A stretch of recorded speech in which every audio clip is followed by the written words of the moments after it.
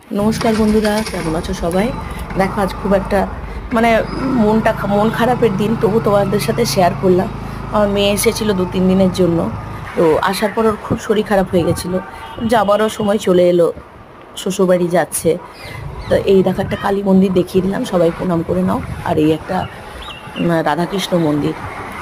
অনেক মন্দিরই রাস্তার উপর পড়েছে, দেখবার চেষ্টা করেছি কিন্তু সবগুলো তো এতভাবে বলা সম্ভব হয় না। যাই হোক পরে পরে পরে সব বলছি। তো আমি যাচ্ছিলাম সকাল সকাল, খুবই সকালে মেয়েটা বেরিয়েছে, মেয়েকে ছাড়তে যাচ্ছিলাম। এই যে আমাদের এখানের বাজার, ভালো করে বাজারটাও বসেনি, অনেকটাই সকাল, তখন প্রায় 6:45 বাজছিল। সেই সময়টাই আমি বেরিয়েছিলাম। তো সেই সময়টা বাজারটা খুব একটা ভালোভাবে বসে না। এই যে বাজারটা একটু একটু দেখাতে পারলাম, পুরোটা হয়তো দেখাতে পারলাম না। এটা আমাদের এখানের বরাকর নদী বলি আমরা, অনেক বড় নদী এটা। তো এই নদীটা শুকনো হয়, এই সময়টা একটু শুকিয়ে শুকিয়ে যায়, কিন্তু পুরো বর্ষাকালটা দেখার মতন। আর মাইথন ড্যাম থেকে যখন জলটা ছাড়ে তখন এটা একদম পুরো ভরা থাকে। এই ডান দিকে আরেকটা, এইটার পুলটার পাশে আরেকটা পুল হচ্ছে, তোমাদেরকে দেখালাম, ওই পুলটাও হচ্ছে। আস্তে আস্তে আমি তো চলেই এসেছি বরাকর অবধি।